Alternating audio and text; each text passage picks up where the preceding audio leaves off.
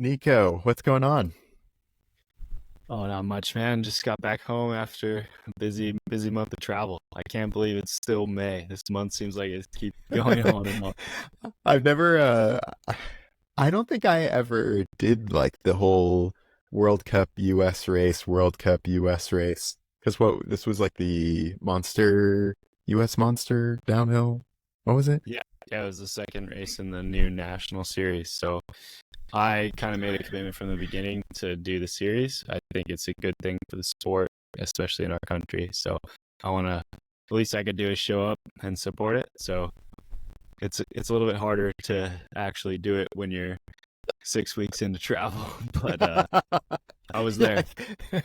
I could I could go back home or I could just chill in Europe like everyone else. Yeah, but it's a good series. It was a fun weekend. It's just the travel. That's the bummer, but once you're there, it's all good. Yeah, I know. Yeah, Clay's been doing a great job. And your boy, Asa. Yeah, he crushed it again this weekend. He's had a few, like, I think, dodged a few bullets. Like, obviously even Wait, starting what the do you first mean? World Cup, he got back from his hip injury so quick, and then at Fort William, he crashed and like tweaked his shoulder. Wasn't that bad, but still could race. And then in Poland, he like planted his foot in the ground and twisted his knee, and that was bugging him. And I was trying to tell him to chill this past weekend and like maybe you don't need to do this race. Like let's just hang out this weekend. Like you don't need to actually do the race. Play the long game. And like I think we had the same conversation 8 times in a row and, until he was like, I think I can do it. I think I can do it. So he And then he just goes out and wins. yeah, he crushed it. He did a good job. Dude, so we're doing a podcast and like the hot topic is Redbull Hardline and we it's so funny because we did a so on the Just Ride podcast, me and Rob, the Red Bull podcast, we had G on, and that podcast will actually probably be out when this one goes live. And G was like, you know, everyone's been getting too good, right? Like the first hardline was really gnarly, and now it's a little bit more mellow. Like at least the technical bits, they put in those big jumps, and so they wanted to redo kind of the whole thing. It was like we rerouted it down. There was like I don't even know, a ravine, like a waterfall, a river. And he said he went out there the first day and he was like, there's no way. Like, we can't. What do you mean? And Dan was like, yeah, we can just jump over it. He's like, there's no way. He went back the second day and he was like, there's no way. Like, I don't think that this is possible. And then he went back the third day and he's like, yeah, yeah, yeah, seems all good. Have you seen that jump? I don't think anybody hasn't seen that jump. Okay, so if Asa was like, hey, I want to go to Hardline, what would you say? I'd say in the current situation, no, but it's interesting because it's a timing thing. It's like if it wasn't this weekend in the middle of the World Cup season when there's 3 more World Cups in the next 4 weeks, then I'd Yeah. be more inclined to let him go do it. But if your goal that you sold to all your sponsors and have been working towards with the team is to win the World Cup overall, Yeah. that doesn't really help you at all with that goal. Yeah. It is like hardline building that jump is very true to what hardline is. Like they're Right. pushing the limits Totally. of what's possible. They're pushing limits of the sport, what the riders can do. They're making the gnarliest features, and I'd call that a stunt more than anything. But it's accomplishing the goal. Like I said, Yeah. everybody's seen it. That nobody listening to this podcast has not seen the video of that jump. Right. Right. So it checked that box for sure. And it's just interesting how it fits into the athletes' schedules and like which athletes do it. It's definitely geared more towards racers. Like a free rider's not going to win that contest. They're not going to Yeah. be faster than a racer down that track. But then it's like kind of poorly timed into the racer's calendar. Um, Yeah. So I don't know. I think it could be good if they could, and a feature like that is like so consequential too. Like if something does go wrong, it's going to go really wrong and could Right. put his rider out for a while. So I don't know. I think if there's a way they could make it look that impressive, but also highlight some more actual technical riding, because most of the real technical riding just doesn't look good on video. So Yeah. if they could figure out a way to do that and then schedule the event when it made more sense for the riders, like put it in October. If you're breathing on your own by Totally. January, you should be good for the next season. Well, I felt like that was kind of the Tasmania one. I would expect a bunch of people to go next year, especially after seeing the track was like super gnarly. I mean, Dave got hurt. They like made the jump a little bit smaller or whatever. It was impressive. But I mean, I'm kind of with you where especially hearing the origin story of Hardline, where he was like, I just want to make something that's just crazy gnarly. Um, and like the combination of like the gnarliest downhill with the gnarliest jumps. Um, and that's what it was. And so it's like kind of back there. Like, of course it needs to be safe, but I also think about, I was at Rampage years ago and I was talking to Tommy G, and I was like, dude, like I kind of don't like watching you guys. Like it's a little bit too gnarly. And he was just like, well, we know what we signed up for. I was like, I mean, fair enough, you know?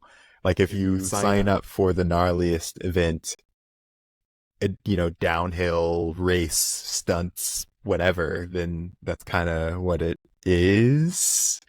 I don't know. I mean, I'm down with it. Like we have the World Cup series. We have like, there's all kind of things you can do on a downhill bike. Yeah, it's true to what the event was designed to be. So yeah, it's just how does that fit in and which athletes do it is the question. Yeah. So Nico, we have our Continental mailbag. We got some mail. We had I'm interested to see what you think about this. So Phil Hall said, this podcast is going to be wild. Here's a topic for you. Bike brands sell more enduro bikes than downhill bikes, right? So why are they not backing enduro racing, putting pressure on Discovery to dramatically improve the coverage? EDR is incredible racing and just needs the right coverage.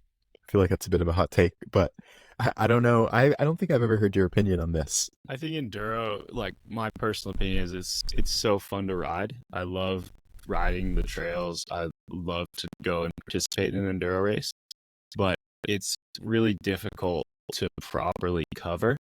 And just because the guys are racing those bikes doesn't directly correlate to selling them. In the same way that downhill doesn't directly correlate to selling them. A lot of ways it's like brand recognition, branding that you're doing with racing. So just because they're using those bikes to compete in enduro races doesn't necessarily mean it's like direct marketing for those bikes.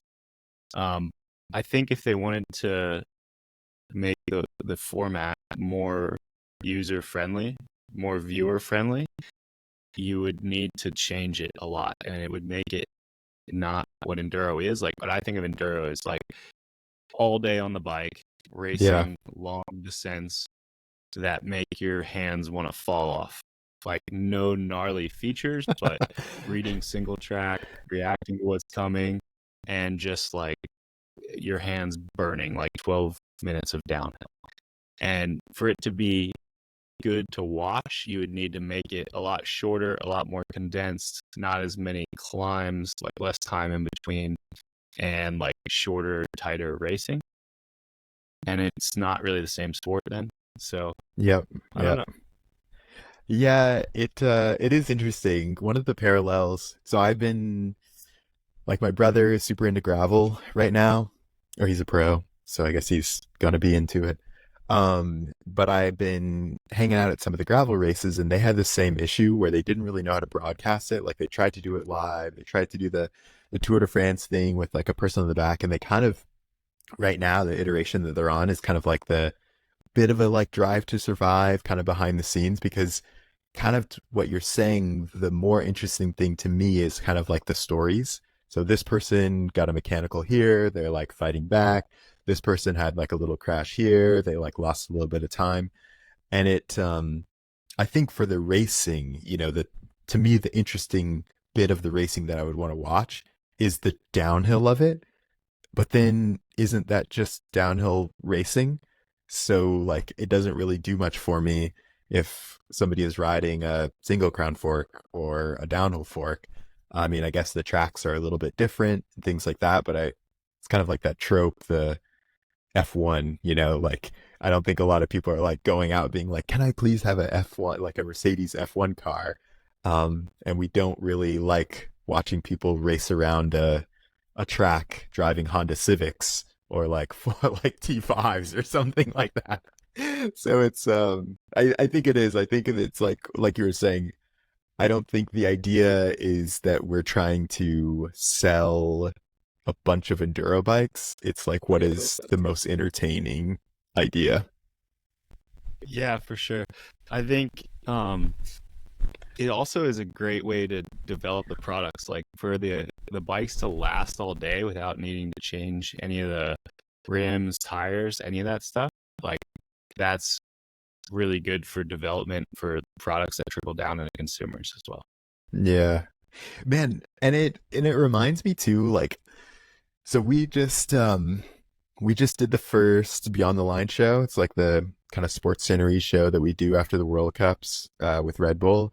And I was watching the race, and one of the I don't know if anyone else feels like this, but because they show a full run for everyone, it is a bit rough to watch a full race. Like I think unless you're super engaged, and I think it makes the commentary really hard, like without giving away a lot of little couple secrets or whatever of like Rob and I, um it's really difficult for you to see progression of like the progression of a race, right? Like you see 30 guys and all the juniors and all the women like the same corner, and it looks the exact same, I don't know. I think that there was a really nice thing when you had like 30 seconds of a run and then 1 minute of a run and then 2 minutes of a run and then 3 minutes of a run. I think there was a lot of really nice things about the old broadcast format, but I can totally see what you're saying. Like, if I can share some of my experience with it, like when we do the downhill southeast videos, it's a pre-recorded replay that we put out the next day, and we show the top 10 riders. And when we put the first couple riders at some of the regional races where there's not as many top pros, we condense the amount of shots that we have, because nothing against them, but they're probably, them and their family are some of the only ones that want to see their run. And they earned it. They qualified well to get their Totally. spot. So we should show them. But if we show a section where everybody's hitting it the same and there's no difference, it just makes the video drag on. And I can totally see that in the live video as well. Yeah, it is.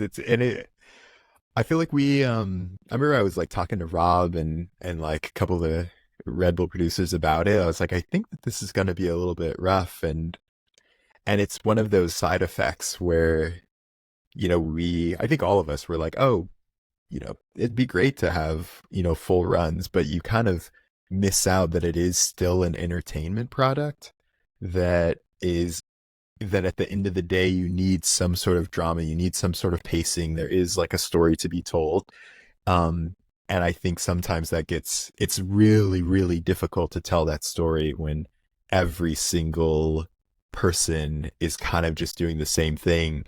And if you were to go from like 30 to first, you would be able to see a big difference. But I think even for us as experts, like to pick out, a quarter of a second between this rider and that rider for 30 dudes is pretty rough.